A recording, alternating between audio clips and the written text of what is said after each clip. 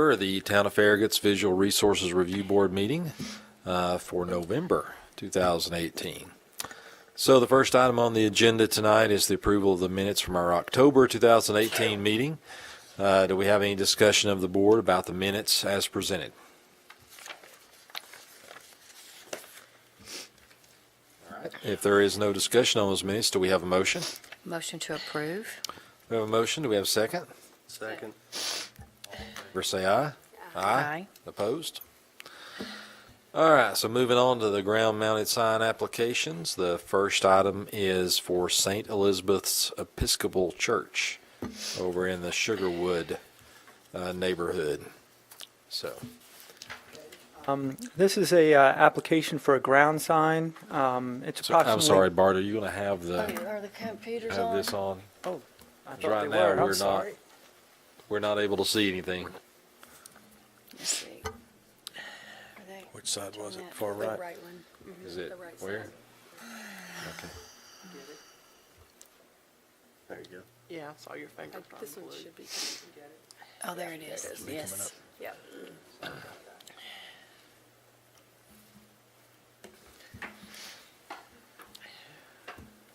Slowly but surely. Ah, there we go. You got it? Got it. Okay. This is for a ground sign. It's approximately 39 square feet. The regulations would allow for up to 40 square feet, given its setback and whatnot. It appears to comply with all the town's requirements. Our only question was regarding the legibility of the sign or possible legibility. They're proposing white lettering against a gray background. So, we were, I'm questioning that, but I think the applicants want to go with that color scheme. Are you there? Are you all here for this? So, they do have a landscaping plan that's compliant, that would meet the standards. The lighting is going to be solar-powered floodlight, you can see there, and the location is there in red. Is the gray like really, do you need them to come up more, Marty? Yeah, if you don't mind, I think we do. It's for them, that Just come up to would be the- fine, but Is the light going to be on the sign? Did you say that, I Bart? think yes. yeah, Yes. yeah, it'll be spotlit. Is this the typical, is it going to be a darker gray than what we're seeing, or? What we're thinking, since Mr. Hose made this comment, is that maybe we could do a much deeper gray, not a black, but a deeper gray, so that the white would stand out more. I think that's That'd be better, I fantastic, think. because we're concerned, or I am, is that it's going to be hard to read. See how that red and the blue pop? And, but if it's a darker gray, a real pretty, not a black like you said, but a gray or a darker Like gray. a charcoal. Yes, I think that would be great. And if we get approval, we're going to deal with the sign maker to get the color that we want, just Okay. a little deeper than what we had originally asked. It looks like it's faded, is what it looks like to me. Well, I wasn't Right really now. for sure. I thought it was my printer or the printer. I'm like, so that would be, that would stand out. That would really pop. Well, we do not have the gray on the sign.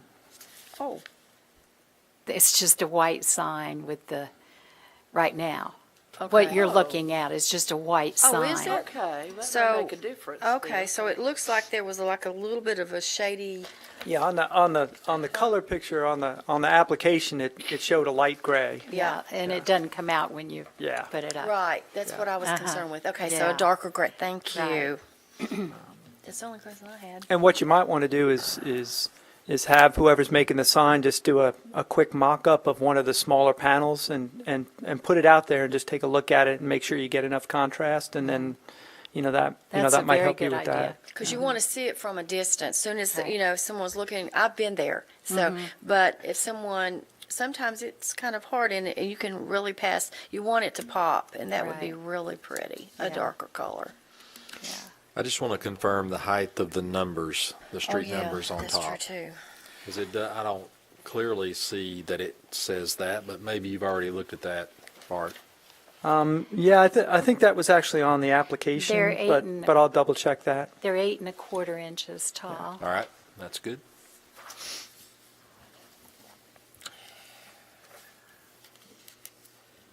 Can you move it back to the landscaping plan? Yeah. Okay, so it's going to be a solar lighting That's our plan, that are yes. going, it's going to shine up on it? It's 120-degree light and 1,000 lumens, and we're hoping that that will work, that it will be plenty bright enough. Stay lit throughout the evening or just or all night or? Well, we can change it according to how long we want it lighted. We can do it, according to when it gets dusk, according to or we can set it for a number of hours. But it shouldn't impact anyone in the neighborhood because they're far away. Okay. And then again, there's there's a location down there, so. Looks good. All right, is there any further discussion or questions about this applicant? Okay, if there's nothing else, do we have a motion? I make a motion to approve. We have a motion to approve. Do we have a second? I'll second. Motion and a second. All in favor say aye. Aye. Those opposed? Thank you very much. Thank That you. was sweet and short, wasn't it? All right, so the next item on the agenda is the Farragut Dental Studio on West Point Drive. This is a simple tenant panel addition to an existing sign structure. It's over in West End. They're just adding a tenant panel to that existing sign or structure that's already there. Their facility is located to the side of the building. It's sort of near the entranceway to the high school and the middle school, if you're familiar with that area. Oh, yeah. And Mortgage Investors Group is already there and already has that panel up there, and they're just going to add one to the sign, to the overall structure. It appears to be completely move legible and Fairly slow through there, so yeah. Good. easy to read. So staff recommends approval of that. Yep, that's Looks good. to me like it'd be very legible and easy. All right, is there any other discussion on Farragut Dental Studio applicant? All right, do we have a motion? I make a motion that we accept it. We have a motion. Do we have a second? Second. Motion and second. All in favor say aye. Aye. Opposed? All right, so the next item on the agenda is Easton Park neighborhood, which is located on Turkey Creek Road. So, Okay, this is an application for a permanent subdivision sign for a new subdivision that's going in off Turkey Creek Road. I don't know if you've seen the work on the project. That's been progressing for months now. It's right across the street from Anchor Park, Yeah. if you're familiar with that area, or have seen that development going in. It's kind of an interesting sign. It's going to just be the letters cut out there, mounted on top of the base. We asked them to make a couple of changes, and they did. So it's compliant now with the town's regulations. They're proposing approximately 34 square feet, and they could have up to 40 square feet. So it's a little smaller than what they could have. As you can see, it's very heavily landscaped. It's going to be a good-looking sign, we think. And we'd approve it subject to the plat being updated to include an easement. Their final plat did not include an easement for the location of it on the side they want to put it. And then also the actual location of the sign then being field verified by a surveyor once it's put in. This is very unique. I worry about vandals because that's just perfect for the picking to take the certain letters that Well, That, yeah. yeah, that's the only thing. yeah, I'm hopefully they'll concerned be about. well anchored, I but, hope um, so. It's unique and it's It pretty. is. It stands out. It is pretty, I like it. I think it looks good. I do too. It looks very good, but that's the first thing I thought of was like, oh man. and it'll look good there with the, with the backdrop Oh, of it's the beautiful with the vegetation and, backdrop. yeah. So again, subject to them, just adding, any required easement for the sign location onto their, final subdivision plat, and then, it being field verified by a surveyor once it's installed in terms of setbacks and location and height and that sort of thing. All right. Is there any further discussion on the Easton Park sign? Okay. Do we have a motion? I'll make a motion. I think it's a very attractive sign. But subject to. Yeah. I make a motion to accept it the way it is. Subject to Subject the easement. Oh, subject to the Surveyor. easement survey. Yeah. Okay. Do we have a motion with the subject to? Do we have a second? I second. All in favor, say aye. Aye. Opposed? All right, so moving on down to Comfort Suites on North Campbell Station Road. We got, the first one we'll discuss will be the ground-mounted sign, then they have a pole sign after this. So looks like they're just updating their branding.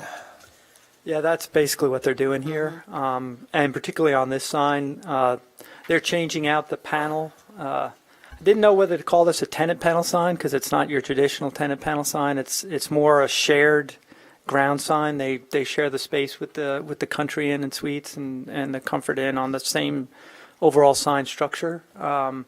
They're changing out their top panel there that shows on the left-hand side the way it is currently in red and blue and white lettering, and they're going to I guess their new branding, which is the image on the right.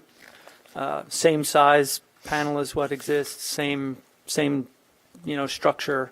It's really just a face replacement.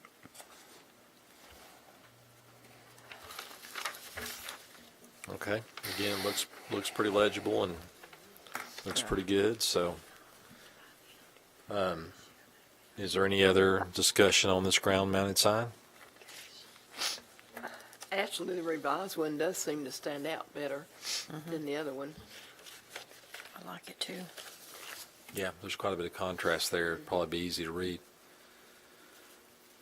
All right, A lot better. if there's no further discussion, we have a motion on the ground-mounted sign. Motion to approve. All right, we have a motion. Do we have a second? I'll second. Motion and second. All in favor, say aye. Aye. Those opposed? All right, that brings us to the Comfort Suites Interstate pole sign on the same It's property. pretty. That does look good. It does look, it really stands out. Very easy.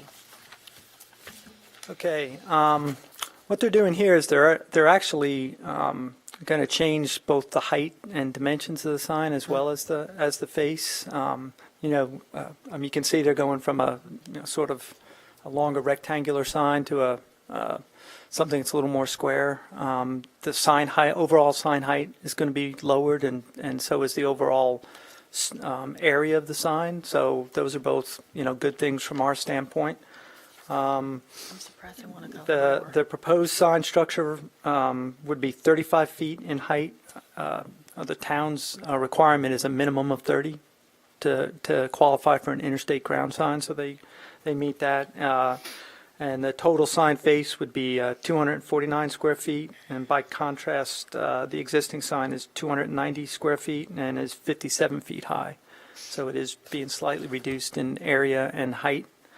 It appears to comply with all the town requirements for this type of sign, and we'd recommend approval subject to the actual location and height being field verified by a surveyor.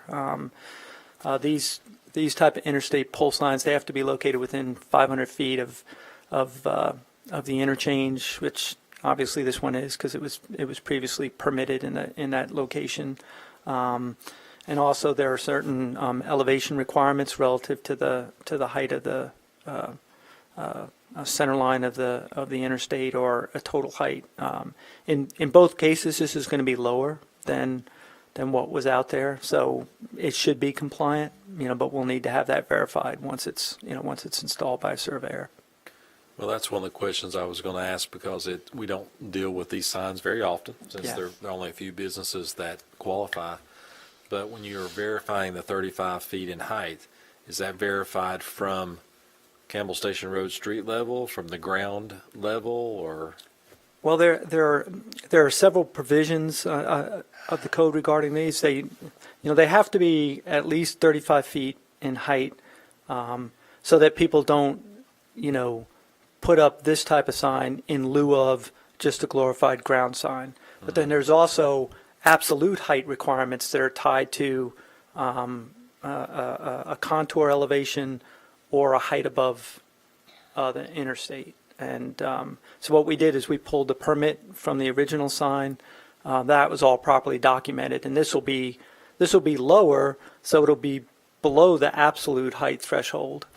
But at the same time, it meets the 35-foot height threshold.